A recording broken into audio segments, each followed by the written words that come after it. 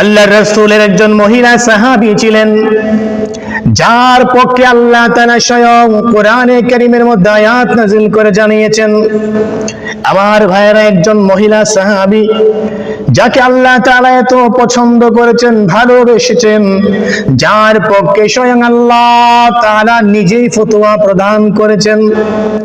আমার ভাইয়েরা, আসুন আমরা সেই মহিলা সাহাবীর কথা শুনে আসি। ওই মহিলা সাহাবীর একটা ঘটনা আছে, যে ঘটনাকে কেন্দ্র করে আল্লাহ তাআলা স্বয়ং নিজে ফতোয়া দিয়েছেন। যেই ঘটনাকে কেন্দ্র করে আল্লাহ তাআলা কোরআনে কারীমের সূরা মুজাদালার 3 নম্বর আয়াত 2 নম্বর আয়াত নাযিল করেছেন। আসুন আমরা একটু ওই মহিলার ঘটনা শুনে আসি, যেই মহিলাকে আল্লাহ তাআলা স্বয়ং ভালোবেসেছেন, যেই মহিলাকে ভালোবেসে স্বয়ং আল্লাহ তাআলা কোরআনে কারীমের সূরা মুজাদালার 2 এবং 3 নম্বর আয়াত নাযিল করেছেন, স্বয়ং আল্লাহ ফতোয়া দিয়েছেন। সুবহানাল্লাহ। ওই মহিলাকে আল্লাহ তাআলা কত ভালোবেসেছিলেন, ওই মহিলা আল্লাহকে কত ভালোবাসতো, কত মহব্বত করত, যার কারণে আল্লাহও তাকে ভালোবেসেছেন, মহব্বত করেছেন, আল্লাহ তার ডাক শুনেছেন। আমার ভাইয়েরা, আল্লাহর নবীর একজন সাহাবী হযরত আউস ইবনে সামিত রাদিয়াল্লাহু তাআলা আনহু, তিনি তার স্ত্রী খাওলা রাদিয়াল্লাহু তাআলা আনহাকে বললেন, আনতি আলাইয়া কা যহরি উম্মি। সামিত রাদিয়াল্লাহু তাআলা আনহু তিনি তার স্ত্রী খাওলাকে বলতেছেন, খাওলা, তুমি আমার কাছে আমার মায়ের মতো হারাম। আমার মা যেমন ভাবে আমার কাছে হারাম, ঠিক তুমিও আমার কাছে হারাম। খাওলা রাদিয়াল্লাহু তাআলা আনহা, বৃদ্ধা মহিলা, যখন তার স্বামী আউস ইবনে সামিত রাদিয়াল্লাহু তাআলা আনহু তাকে বললেন, আনতি আলাইয়া কা যহরি উম্মি, তুমি আমার কাছে আমার মায়ের মতো হারাম, তুমি আমার কাছে আজ থেকে হারাম হয়ে গেলে। খাওলা রাদিয়াল্লাহু তাআলা আনহা চিন্তায় পড়ে গেলেন, আমার স্বামী আমাকে কি বলল, আমার স্বামী আমাকে কি শুনাইলো। খাওলা রাদিয়াল্লাহু তাআলা আনহার মনটা ভেঙে চূর্ণ বিচূর্ণ হয়ে গেল। বৃদ্ধা বয়সে আমার স্বামী আমাকে বলতেছে তালাক, আমি নাকি তার থেকে আলাদা হয়ে যাব, আমি তার সাথে বৈবাহিক সম্পর্কে আবদ্ধ হয়েছি, আমার সারাটা যৌবন আমি তার সাথে কাটাইলাম, এখন বৃদ্ধা বয়সে সে আমাকে তালাক প্রদান করতেছে, সে আমাকে তার জন্য হারাম করতেছে, হারাম বলতেছে, এখন আমি কি করব। দৌড়াইয়া খাওলা রাদিয়াল্লাহু তাআলা আনহা রাসূলের কাছে আসলেন, ইয়া রাসূলুল্লাহ, ইয়া হাবিবাল্লাহ, ওগো আল্লাহর রাসূল, আমি আপনার কাছে আসছি একটা সমাধান জানার জন্য। রাসূল খাওলাকে বলতেছেন, খাওলা রে, তুমি কি সমাধান জানতে আসছো বলো। খাওলা রাদিয়াল্লাহু তাআলা আনহুর স্বামী তাকে বলতেছে, আনতি আলাইয়া কা যহরি উম্মি, তুমি আমার কাছে আমার মায়ের মতো হারাম, আমার মা যেমন আমার কাছে হারাম, তুমিও আজ থেকে আমার কাছে হারাম। এখন খাওলা রাদিয়াল্লাহু তাআলা আনহা টেনশনে পড়ে গেলেন, কারণ আমার স্বামী আমাকে বলতেছে আমি তার কাছে হারাম, আমি এই বৃদ্ধা বয়সে কোথায় যাব, কার কাছে যাব, কে আমাকে আশ্রয় দেবে। চিন্তায় পড়ে গেলেন। দৌড়াইয়া রাসূলের কাছে আসলেন সমাধান খোঁজার জন্য, ইসলাম এ ব্যাপারে কি বলে এই বিষয়ে জানার জন্য দৌড়াইয়া আসছেন রাসূল সাল্লাল্লাহু আলাইহি ওয়াসাল্লামের কাছে। আমার ভাইয়েরা, সাহাবায়ে কেরাম বিপদে পড়লে দৌড়াইয়া রাসূলের কাছে আসতেন। রাসূল সাল্লাল্লাহু আলাইহি ওয়াসাল্লাম তাদেরকে সঠিক সমাধান বের করে দিতেন। হযরত খাওলা রাদিয়াল্লাহু তাআলা আনহা দৌড়াইয়া রাসূলের কাছে আসলেন, ইয়া রাসূলুল্লাহ, ইয়া হাবিবাল্লাহ, আমি আপনার কাছে একটা সমাধান জানার জন্য আসছি, ইয়া রাসূলুল্লাহ, একটা মাসআলা জানতে আসছি। নবীজি খাওলাকে বলতেছেন, খাওলা রে, কোন মাসআলা তুমি জানতে আসছো একটু বলো। খাওলা বলতেছেন, ইয়া রাসূলুল্লাহ, ইয়া হাবিবাল্লাহ, আমার স্বামী আউস ইবনে সামিত রাদিয়াল্লাহু তাআলা আনহু সে আমাকে বলতেছে, আনতি আলাইয়া কা যহরি উম্মি, তুমি আমার কাছে আমার মায়ের মতো হারাম। ইয়া রাসূলুল্লাহ, ইয়া হাবিবাল্লাহ, এখন আমি কি করব? আপনার কাছে আসছি সমাধান জানার জন্য, মাসআলা জানার জন্য। রাসূল সাল্লাল্লাহু আলাইহি ওয়াসাল্লাম খাওলাকে বলতেছেন, খাওলা, তুমি যেই বিষয়ে আমার কাছে এসেছো, যেই বিষয়ে জানতে চাচ্ছ, ওই বিষয়ে সুনির্দিষ্টভাবে আল্লাহ তাআলা এখন পর্যন্ত কোনো বিধান নাযিল করেন নাই। অর্থাৎ কোন ব্যক্তি যদি তার স্ত্রীকে বলে তুমি আমার কাছে আমার মায়ের মতো হারাম, এই বিষয়ে ইসলাম এখন পর্যন্ত কোনো সঠিক সমাধান অথবা ইসলাম এই পর্যন্ত কোনো বিধান নাজিল করে নাই, এই ব্যাপারে কোনো বিধান নাজিল করে নাই। খাওলা, তুমি যে এখন আসছো এই ব্যাপারে জানার জন্য, আমি এখন তোমাকে কি উত্তরটা দেব? নবী করিম সাল্লাল্লাহু আলাইহি ওয়াসাল্লাম খাওলাকে বলতেছেন, খাওলা তুমি এখন যেই ব্যাপারে আমার কাছে আসছো, যেই মাসআলা জিজ্ঞাসা করলে, এই ব্যাপারে আল্লাহ তাআলা কোরআনে কারীমে কোনো বিধান এখন পর্যন্ত নাজিল করেন নাই। তবে হ্যাঁ, ইসলাম পূর্ব যুগে জাহিলি জামানায় যেহেতু আমতি আলাইয়া কা জহরি উম্মি, এই বাক্যের মাধ্যমে স্বামী তার স্ত্রীকে হারাম করে নিত, স্বামী তার স্ত্রীকে তালাক প্রদান করত। এখন যেহেতু তোমার স্বামী তোমাকে বলেছে তুমি তার কাছে তার মায়ের মতো হারাম, অতএব তুমি তার কাছে হারাম হয়ে গেছো, তোমাদের বৈবাহিক সম্পর্কটা ভেঙে গেছে। রাসূল সাল্লাল্লাহু আলাইহি ওয়াসাল্লাম খাওলাকে বললেন, খাওলা দেখো, ইসলামে এ ব্যাপারে কোনো সমাধান এখন পর্যন্ত আসে নাই, কোনো বিধান আসে নাই। যেহেতু ইসলামের আগে জাহিলি জামানায় এই বাক্যের মাধ্যমে আনতি আলাইয়া কা জহরি উম্মি, এই বাক্যের মাধ্যমে স্বামী তার স্ত্রীকে তালাক প্রদান করত, স্বামী স্ত্রীর মধ্যে বৈবাহিক সম্পর্ক ভেঙে যেত। অতএব আমার খেয়াল, রাসূল বলতেছেন খাওলা আমার খেয়াল হলো তোমার স্বামীর সাথে তোমার বৈবাহিক সম্পর্কটা ভেঙে গেছে, অর্থাৎ তুমি তোমার স্বামীর কাছে হারাম হয়ে গেছো।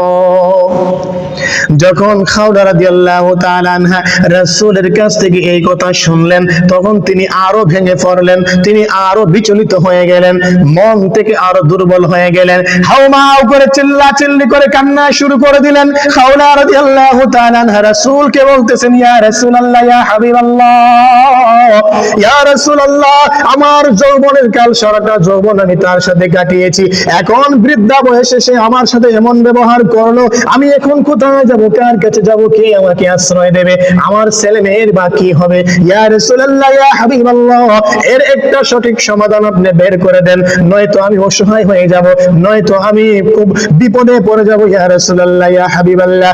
রাসূল সাল্লাল্লাহু আলাইহি ওয়াসাল্লাম খাওলাকে বলতেছেন, খাওলা ইসলাম যেহেতু এ ব্যাপারে কোনো সমাধান এখন পর্যন্ত দেয় নাই, অতএব আমার পরামর্শ হলো তুমি আল্লাহ তাআলার কাছে দোয়া করো, যদি আল্লাহ তাআলা তোমার দোয়া কবুল করে ফেলে, হয়তো আল্লাহ তাআলা এই ব্যাপারে কোনো বিধান নাযিল করতে পারেন। রাসূল সাল্লাল্লাহু আলাইহি ওয়াসাল্লাম পরামর্শ দিলেন, খাওলা তুমি এক কাজ করো, আল্লাহর কাছে দোয়া করো, যদি আল্লাহ তাআলা তোমার দোয়া কবুল করে ফেলে, আল্লাহর কাছে যদি তোমার চাওয়াটা ভালো লাগে, দোয়াটা কবুল হয়ে যায়, হয়তো আল্লাহ তাআলা এই ব্যাপারে কোনো বিধান নাজিল করবেন। এজন্য সাহাবায়ে কেরাম দৌড়াইয়া রাসূলের কাছে যাইতেন। রাসূল সাল্লাল্লাহু আলাইহি ওয়াসাল্লাম সাহাবায়ে কেরামের সমস্ত বিপদ, সমস্ত বালা মুসিবতের একটা সমাধান বের করে দিতেন। যদি ওই রাসূল সাল্লাল্লাহু আলাইহি ওয়াসাল্লাম আজকে দুনিয়ায় বেঁচে থাকতেন, হয়তো আমরাও বিপদে পড়লে রাসূলের কাছে দৌড়াইয়া যাইতাম, ইয়া রাসূলুল্লাহ আমি তো বিপদে পড়েছি, আমার মেয়েটার বিয়ে হচ্ছে না, ইয়া রাসূলুল্লাহ আমি তো বিপদে পড়েছি, আমার ছেলেটার চাকরি হচ্ছে না, ইয়া রাসূলুল্লাহ আমি তো বিপদে পড়েছি, আমার বাবা আমার মা অসুস্থ, অপারেশন করব, টাকা পাচ্ছি না, টাকার ব্যবস্থা হচ্ছে না। রাসূল সাল্লাল্লাহু আলাইহি ওয়াসাল্লাম অবশ্যই অবশ্যই আমার আপনার বিপদের সমাধান বের করে দিতেন।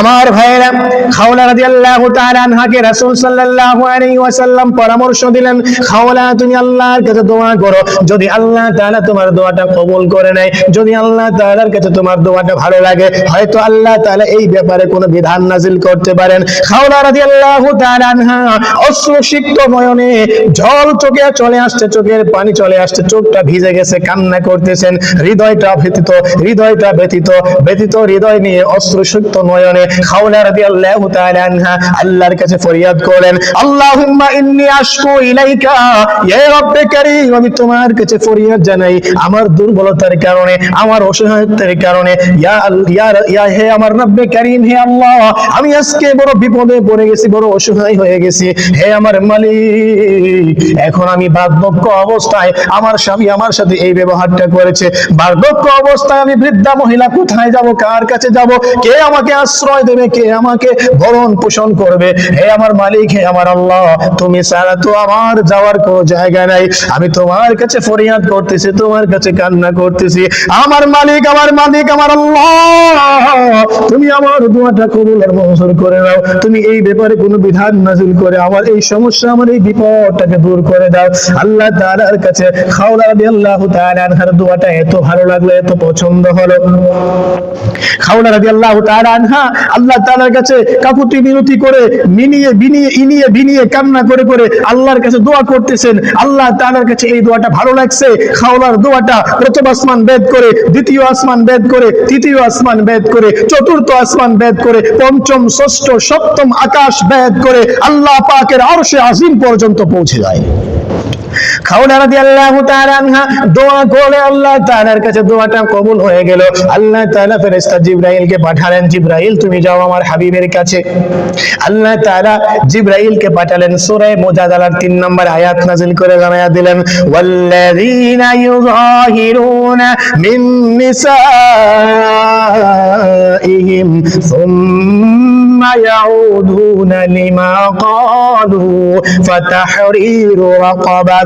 যদি কোনো ব্যক্তি তার স্ত্রীর সাথে জিহার করে ফেলে, তার স্ত্রীকে যদি কেউ বলে ফেলে তুমি আমার কাছে আমার মায়ের মতো হারাম, এই কথা বলার পরে সে যদি তার স্ত্রীকে ফিরিয়ে আনতে চায়, তাহলে আমি আল্লাহ তাআলা বিধান নাজিল করে দিলাম, জিবরাইল তুমি যাও আমার হাবিবকে গিয়ে জানায়া দাও, আমি আল্লাহ তাআলা বিধান নাজিল করে দিলাম।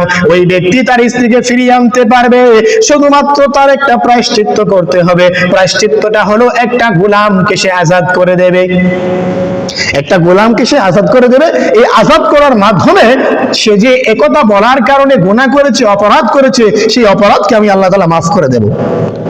আল্লাহ তাআলা খাওলা রাদিয়াল্লাহু তাআলা আনহার পক্ষে কোরআনে কারীমের আয়াত নাযিল করে জানায়া দিলেন, হে রাসূলুল্লাহ, ইয়া হাবিবাল্লাহ, তোমার কাছে খাওলা আসছে সমাধান জানার জন্য, আমি আল্লাহ তাআলা সমাধান দিয়ে দিলাম।